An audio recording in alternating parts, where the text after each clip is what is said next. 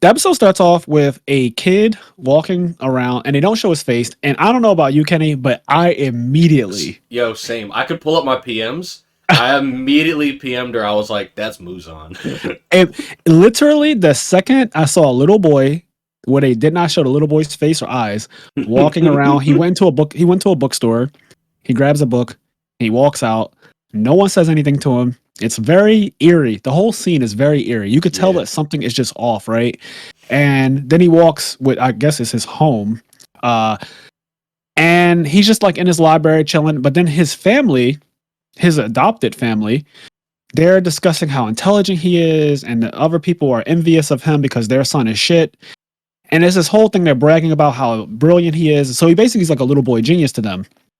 What scares me about Muzan as a villain, and what I love about him, I love this villain, by the way, and I've said this before. I think he's one of the best anime villains I've seen so far because he's just so different than what I'm used to.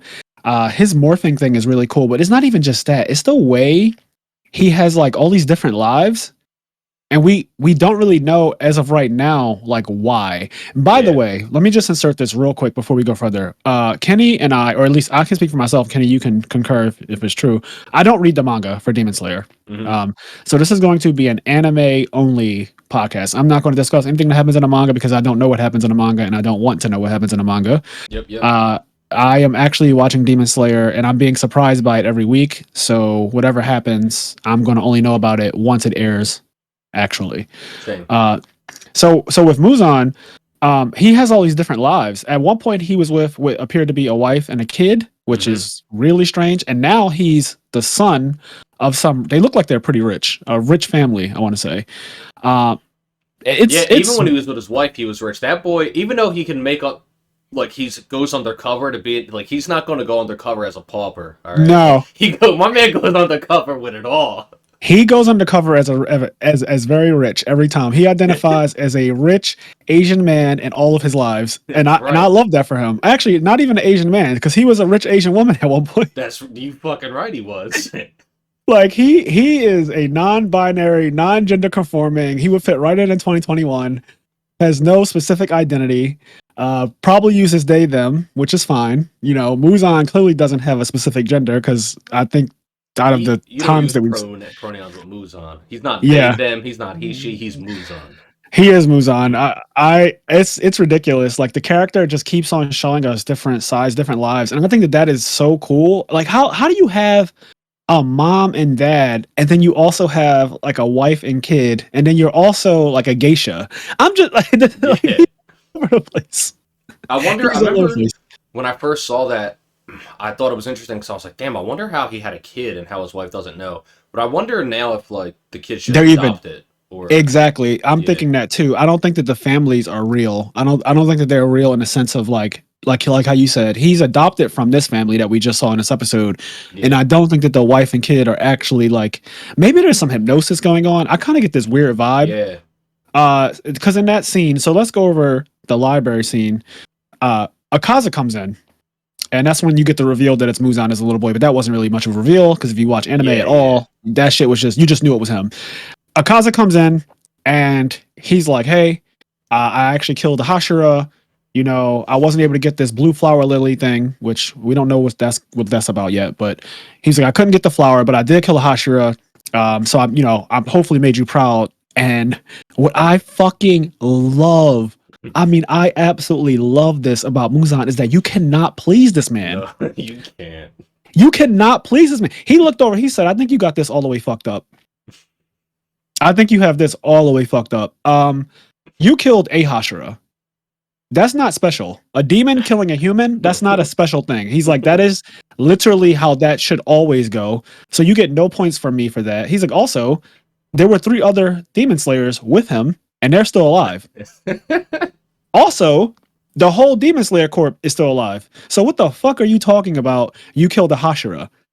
And then he does this like weird point at him. And I didn't know, I thought he was going to stretch his finger really far and like fuck him up or something. But he just kind of... He just Rietsu crushed him. Yeah, he did the Aizen. He straight Aizen to Grimjaw. Like he did the Rietsu crush. And I think what he actually does is he does something with the blood because you know that's like inside of him.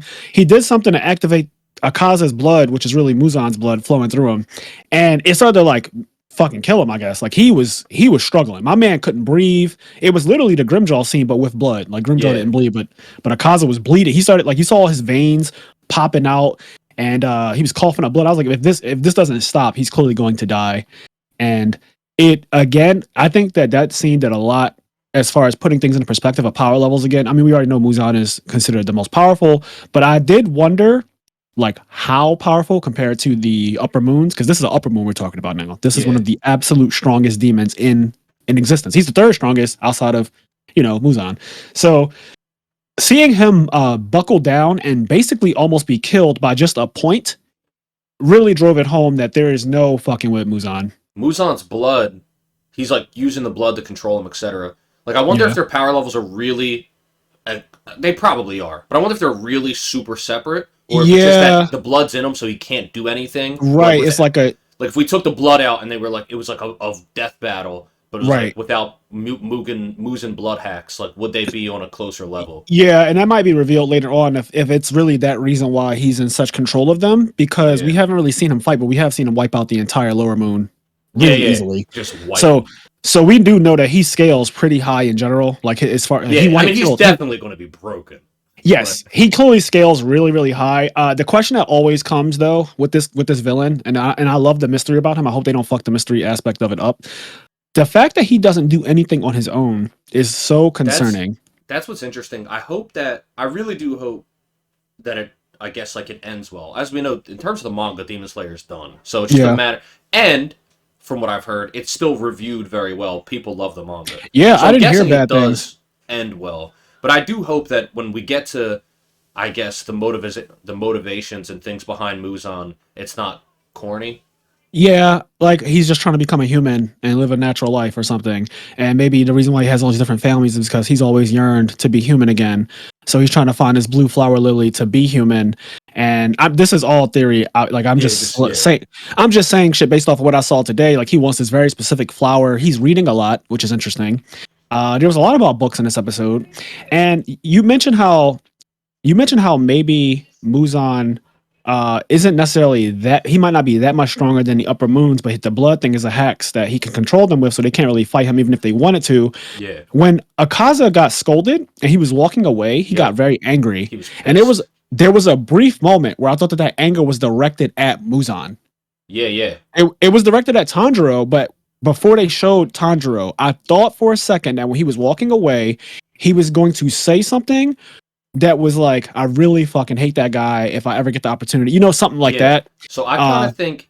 he can't I think do the that, anger though. was directed at both of them. I feel like he was obvious, like, we see that he's absurdly pissed at Tanjiro, but I feel like that anger is also still rooted in Muzan. It's like when like a kid gets in trouble by his dad, and then so the kid goes and hits his dog. You know what I mean? Yeah. You're mad at your dad, but now you're mad at your dog because you just want something to like make you feel better. You want to beat up on something else. Yeah. Like you're mad at your dad, but then your dog does something to annoy you, and then you snap on your dog and start hitting your dog, right? Like there's things that, and I kind of feel like that's what happens. Like obviously he's mad at Tanjiro for the things Tanjiro said, but I also feel like there was like a anger that swelled up in him because like he's getting scolded by Muzan. He's like, what the fuck? Yeah, there's definitely something to be said about that. When it comes to his anger towards Tanjiro, like I get it. Tanjiro wounded him, and Muzan brought that up. It's like Muzan sees everything. Like, well, he obviously has some sort of psychic link to them, right? Because if you even say his name, if you're a demon and you say his name, he kills you. Also, if you have thoughts, he hears them. So that was going to be my rebuttal to what you just said. Is like, I don't think that any of that animosity was directed towards Muzan in hindsight, because I just remembered as we were talking, like I remembered in this moment that if you even think something, that motherfucker will kill you. But I think that has been shown. He's kind of like one of those really strict piece of shit dads. But he is clearly. We also see a father in this episode. To skip ahead real quick, we see His name's not Rengoku. Rengoku. It is Rengoku. It's Kyojuro Rengoku. Yeah. So we see Rengoku's dad, and we see that Rengoku's dad's just like a piece of shit, and he says a lot of bad things. But then, toward the end of the episode, you see that like the reason why he's saying like he's really hurt, and he said all those things he didn't want. Obviously, there's things that we don't even fully know yet, but you can piece together that while in his time as a Hashira, he basically got humbled, and he realized that like he wasn't born with talent, he wasn't destined to be great, and that he probably didn't want his son to die. Like he probably told all these bad things to his son because he didn't want his son to chase that dream and end up dying. And at the end of the episode, you see him break down because his son's dead. And so anyway, my point is, Muzan could be something similar where he's a piece of shit father, but he also still sees the value in the fact that this guy's an upper 3 and he's been alive for 500 years. So even if he's angry a little bit in the moment, he wouldn't just like kill him. He'd be like, "Oh, that's a child. He'll go blow off steam." Yeah, possibly. I'm just going based off of what we actually have seen so far. And how he's just so. I love him as a villain because I've never seen a villain be this disrespectful and this like you just cannot please this guy no matter what you do. No, you can't. You and really can't. That to me is. I mean, I've seen Aizen be mad at the Espada, you know, like when he went off, right? He said, "I can't believe I wasted all that time collecting all of you, and you're just so fucking weak that you can't even beat the captains." Like he was really angry. He just started killing them himself. Like Stark, he cut Stark, and he cut the number 3 Haribel. He cut them down like he got in his frustration because they were just embarrassing him. And I get that because that was happening right in front of him. Yeah. Also, they were not hundreds of years old, so it's a bit different when Aizen was mad because he gave them a long opportunity to like. You know, do what they had to do, capture Orihime and all that stuff, bring all the captains there to kind of, you know, get them to Hekamundo. That was like a trap like that. They did what they were supposed to do. But Muzan has been, I mean, they've been living for 1,000 years. I don't know how long they've been alive. They're alive forever. And it's like they can never do anything to please this man. We already saw how many dead Hashiras there are as well. There's so many. Many. The leader of the Hashiras was walking around after Rengoku died. You saw the graveyard. It's just tons of them. I wonder if... Did they confirm?